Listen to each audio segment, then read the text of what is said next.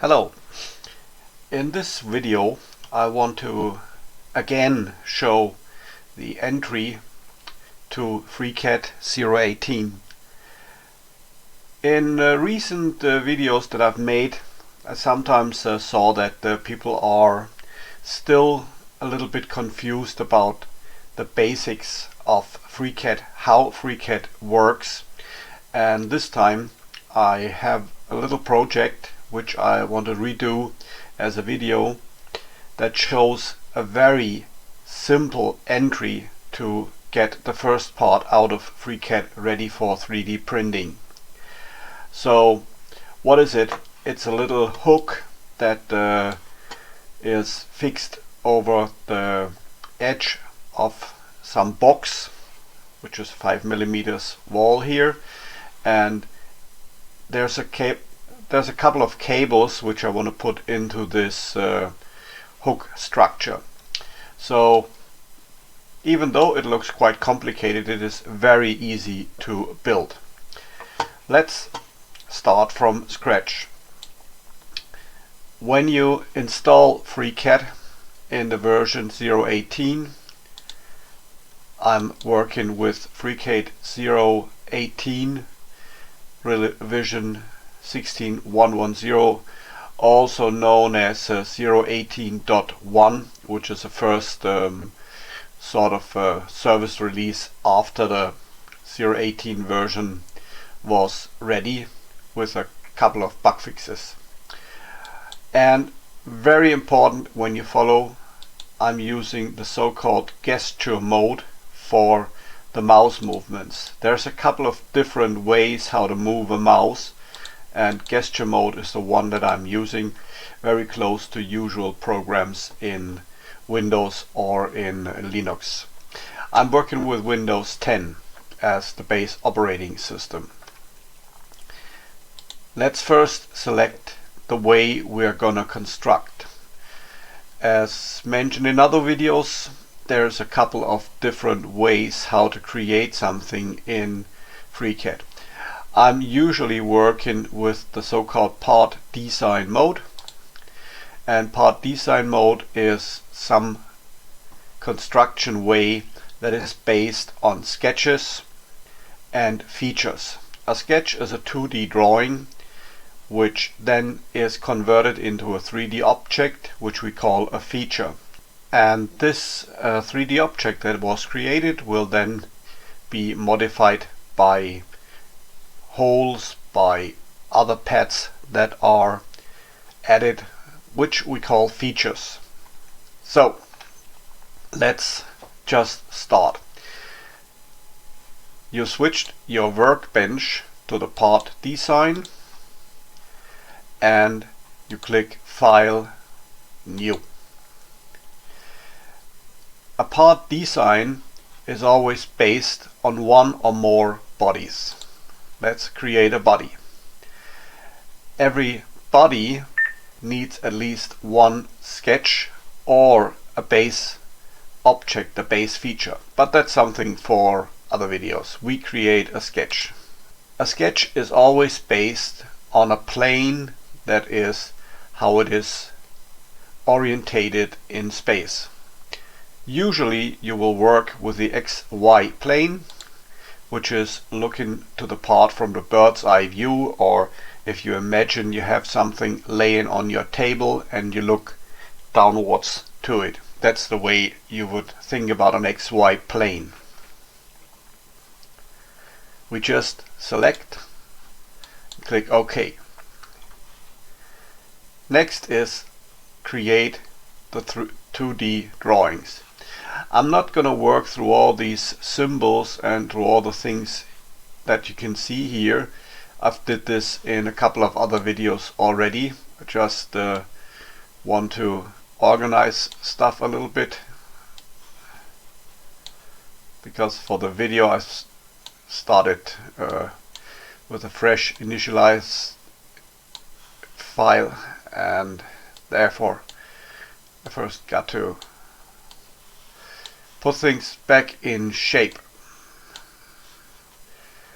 So that's what we need here, and That's the constraints. Sketcher works in a so-called constrained mode, which means every geometrical object must be defined how it is orientated against the origins or other objects. That's what we call a constraint. In other CAD programs you will start with drawing a line,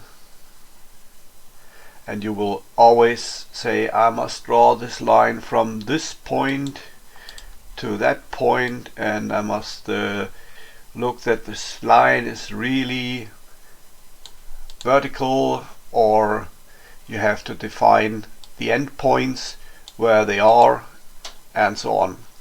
Not in FreeCAD and not in Sketcher. In Sketcher you can work in a much easier way. For this little construction we first use a so-called polyline. A polyline is a line that starts somewhere and then has a couple of other lines, and as you can see I'm just virtually throwing them into my drawing. When I'm ready with all my lines, I'm clicking the right mouse key, which then stops the constructing of lines, and that applies to the gesture mode. If you use another mode, this may be different. Look to FreeCAD's documentation about mouse modes in the wiki pages.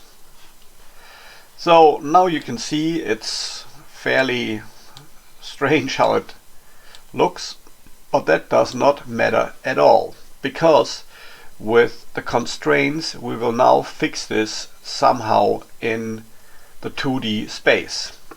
What we have for fixing it, we have these two axes and we have the center point. These three things come from the so-called origin of our body. So they are related to the body, where the body itself is in 3D space. Now, how can we constrain these? There's a couple of possibilities. One is we click the line and we say this line is a horizontal line. Let's do this with another line, and you can see these little symbols above or below the line which tell us that the line is horizontal. Let's do the same with a vertical line.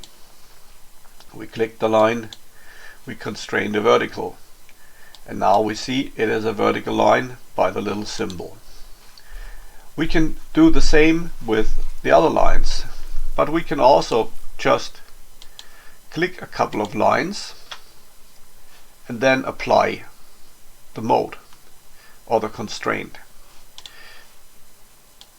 We do this with that line once again, and for these two lines we will do another way. First we click the mode of constraining, and now we can see the cursor carries the little horizontal line symbol, and we select this one, we select that one. So that's all that we need to be horizontal. Now the next thing is we want to have this leg having the same length as that leg. There is different possibilities. One is we select these two lines and we tell FreeCAD these are equal in size. So now both legs have the same length.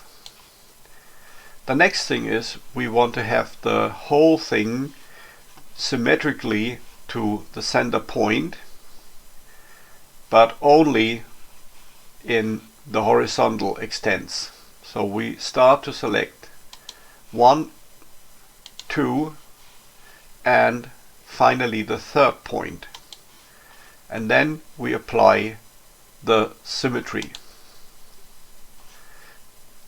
now it jumped downwards. Well, that is not what we want in this case. As usual in Windows, we can undo the last operation or the last couple of operations with a Control Z function or with edit undo. So now we do it again. We select these 2 points and not a third point, but this time only the vertical line. And then symmetry, which leads to a problem.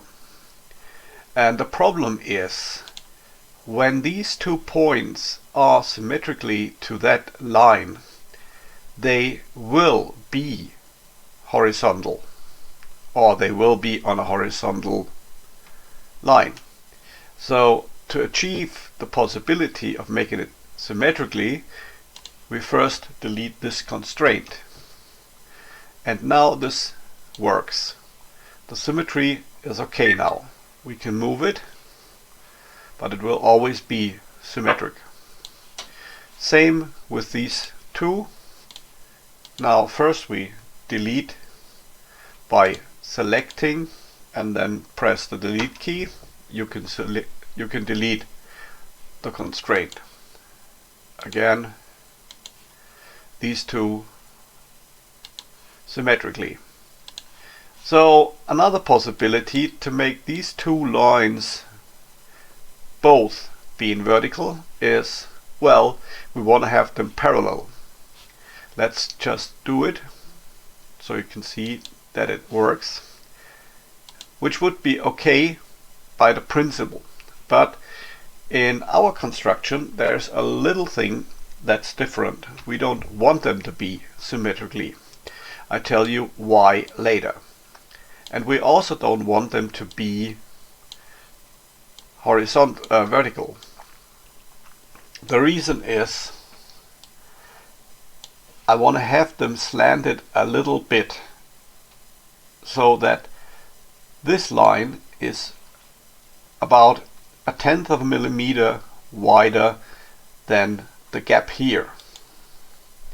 That has to do with the way these 3D printers work. It's better to have this little slant when you finally slip this over the metal. So we're gonna do this with some different way. But what we want to have is that these 2 lines have the same length. So we click the lines and we make them equal. So there's not much more that we can do. What we can do is we can say we want to have this gap a little bit shorter than this one. Well, the problem is if we now do it in the standard way, which is create a linear distance horizontally as a constraint and say this shall be 5 millimeters. The problem would be that we can't tell that this line shall be a little bit less in an easy way. We have to do it, I will show you how. We can do it like this. We double click the dimension and we give it a name, width. And now we constrain this dimension again, and we want to have this dimension 1/10 longer than the dimension of the 5 millimeters. So what we have to do is we click in the length field and now we use the equal sign, which you don't see, but you can see a little editor popped up, and in this case we type a C for constraints, and as we only have one constraint, it's constraint width. We use it and then again we can type plus 0.1, and it needs to know whether this is millimeters or inch or kilometers or something, so 0.1 millimeter. Okay, so this one shows up in orange now, so that's fine. It's a little bit wider. What else do we need? We can move around and check what still is movable, but we can also look to the left side in the tasks pane, where you can see we still have 4 degrees of freedom, which means 4 more constraints have to be defined. Okay, let's see what they are. We click the word degrees and we can see a couple of green lines and a couple of still white lines. The green lines are not yet defined. So where do we want to put this one? Well, first is it shall be 5 millimeters above the gap. Vertical 5 millimeters. Then the next is we define the whole height of the structure. Vertical height of 20 millimeters. So now we come closer. We still have 2 degrees of freedom left. Let's define this length. Let's define this length again.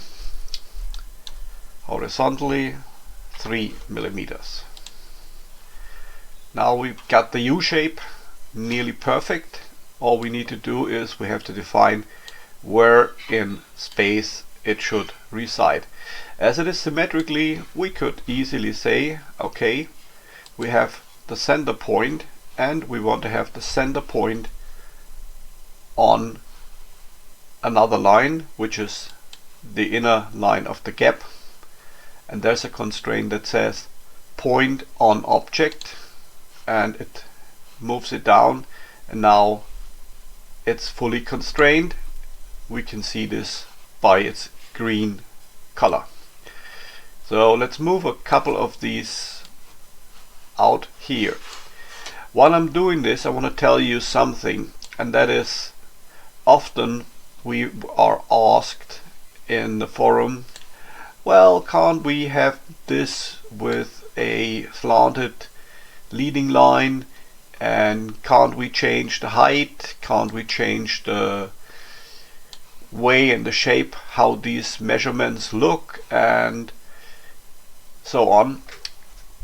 In Sketcher, no, because that's only working constraint values. That has nothing to do with the visible measurements that you can see in a 2D drawing that you will generate later on from your object if you want to pass this over to somebody who's accustomed to work with 2D drawings. We can do this later with that object, that's no big problem. In the moment it's just for the visual overview. Now let's create the rounded piece here. What we do is we create 2 circles. We put these 2 circles concentric by selecting the center points and make them constrained coincident, which is point on point. Now if we move them, they will both move the same. The next is, where do we want to have that circle? It should be a tangent to the upper line. So we select both the circle and the upper line and we make them constrained tangent. So that's this one.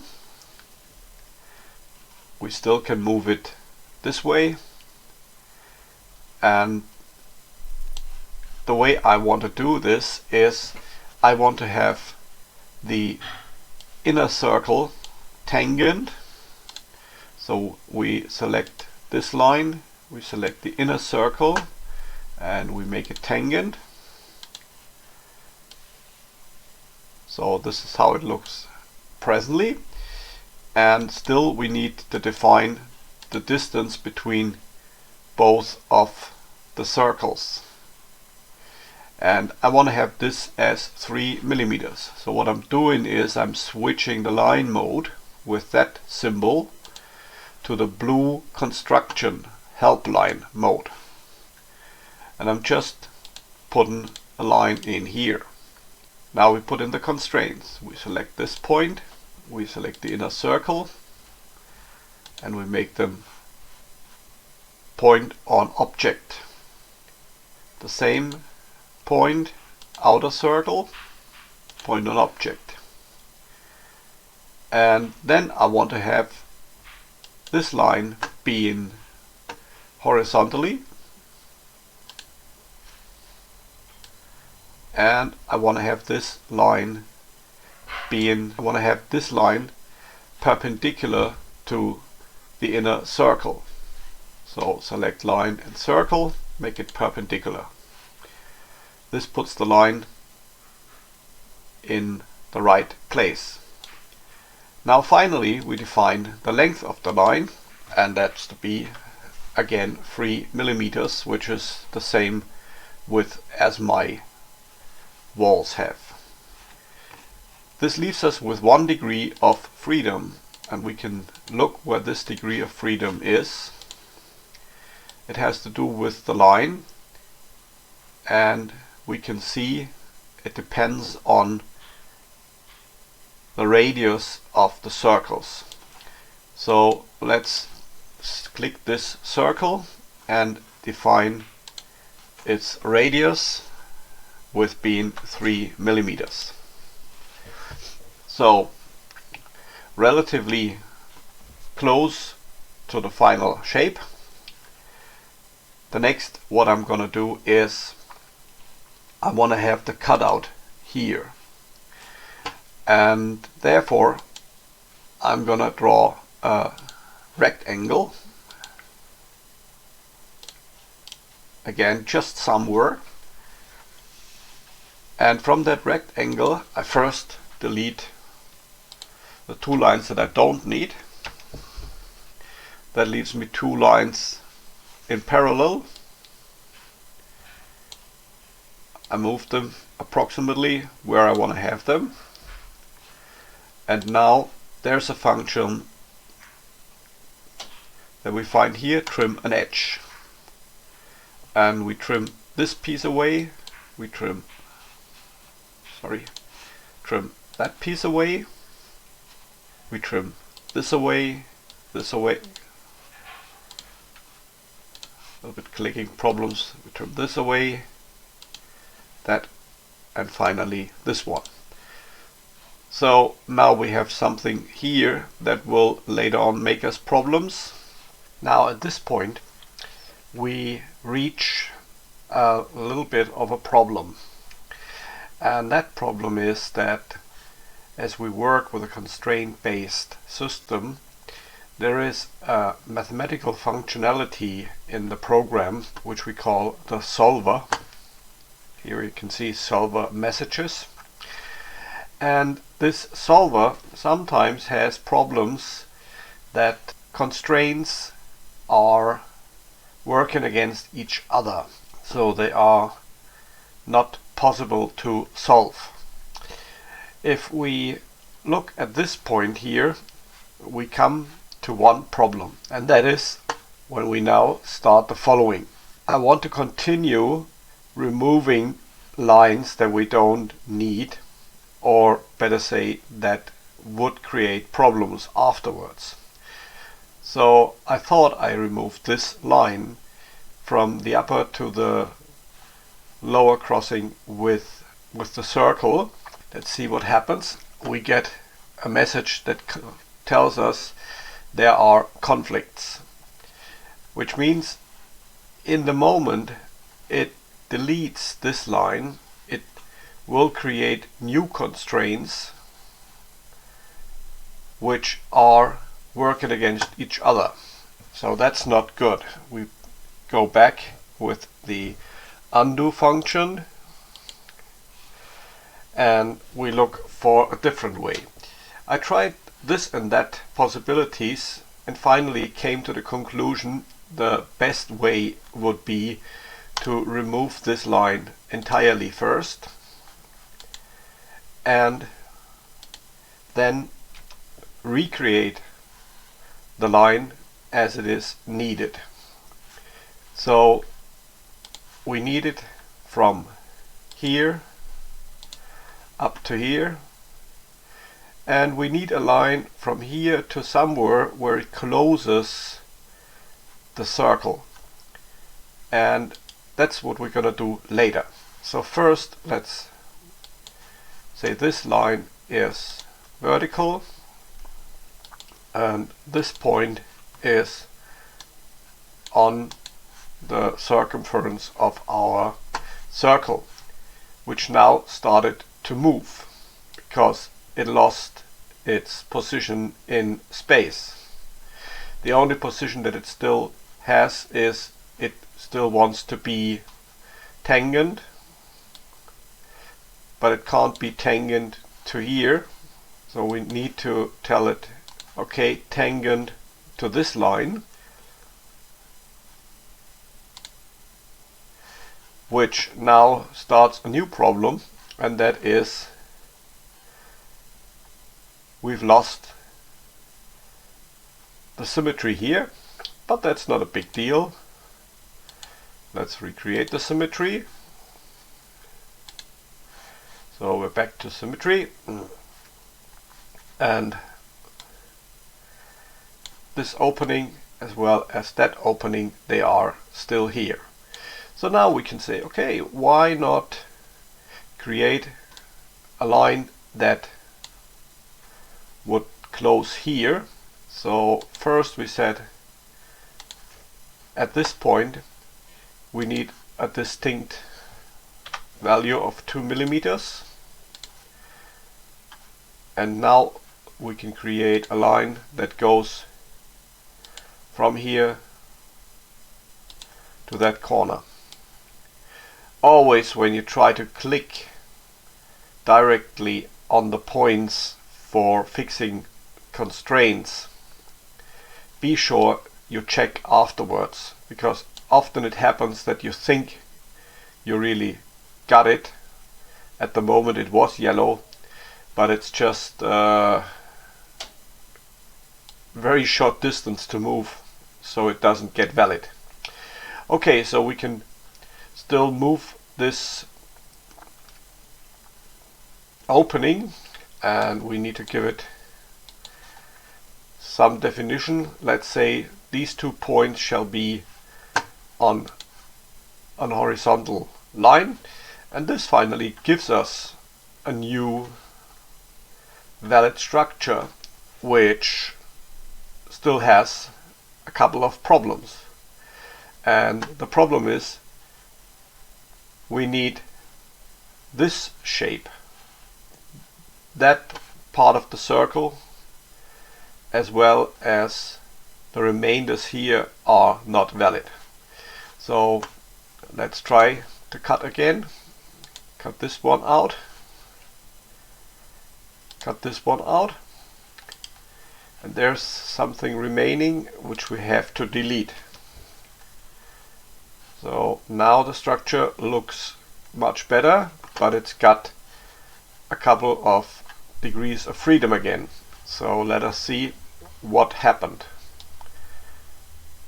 Here we now have the problem that the circles are not coincident anymore. At this point we've again lost the horizontality, so 3 more constraints. The height is now undefined. Well, if we make this one horizontal, we have a defined height,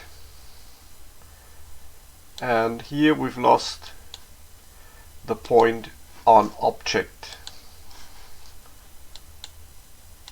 definition, and 1 degree of freedom is left over. So let us ask FreeCAD where that is. So here we have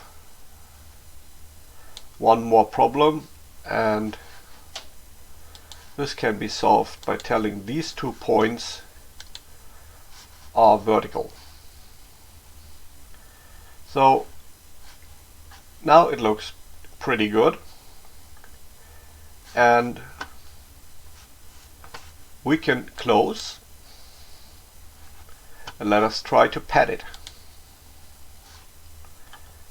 We can see something seems wrong because nothing happens. If we click OK, we've got a broken face. So let's see where the face is broken. We go back into the sketch, and so the problem is we need a way to find which corner creates the open shape. There is one possibility, that is, I recommend to save your design first. You go into Sketch, Sketcher Tools, delete all constraints. I'm doing this, and it leaves me a geometry which has no constraints. And now I can start to move around and can see what happens when I'm moving pieces. And here you can see there is a vertex left alone. Now this is suspicious, so we go back, undo,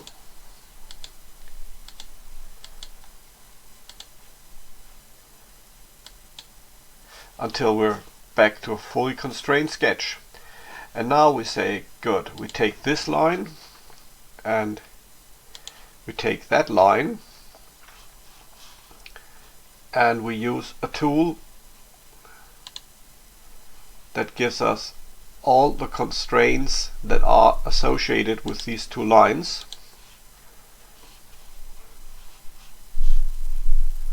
That was a bit wrong. That was too quick.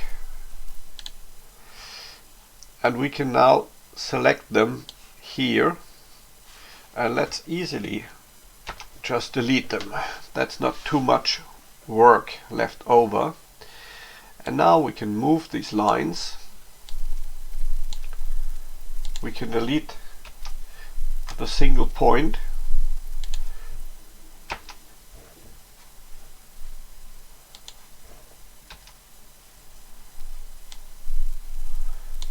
which is in fact a line. Now it's deletable.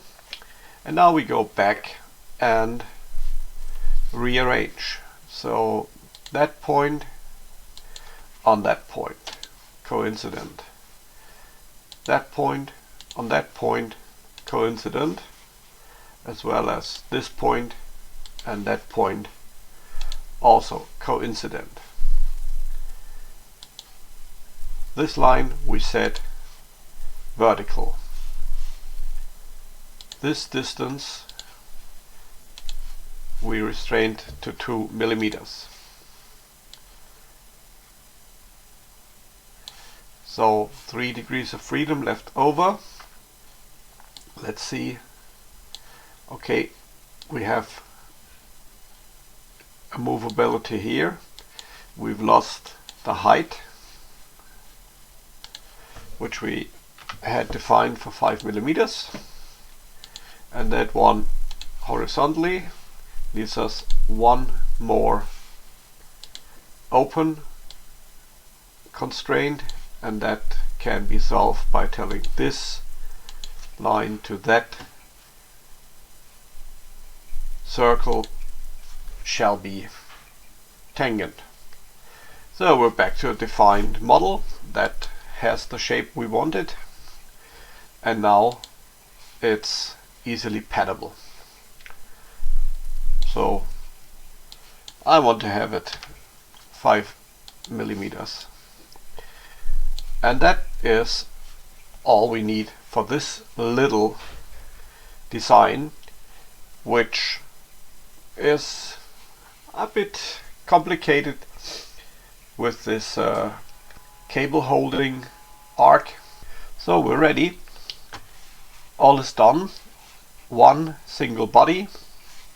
Everything is complete. Let's select this pad, and now we want to have an STL file.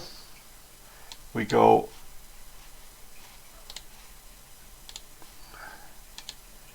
into Mesh Design Workbench, and there we can select this, create mesh from shape.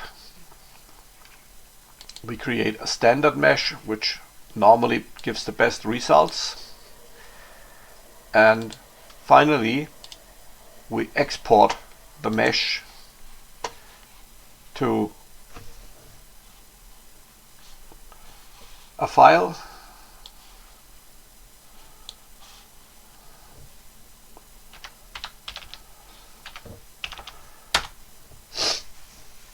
and just to prove, I'm opening my slicer, and we do have a valid mesh that I can easily slice, and it's ready for 3D printing. So that was all for this little design, and I hope you enjoyed it. If you used FreeCAD before, you maybe have learned a couple of things about constraints and problematics with constraints. If you never used FreeCAD before, I think you now know the basic way of creating a part in Part Design. Look forward to more videos, and if you enjoyed it, I would appreciate if you buy me a beer. Thank you.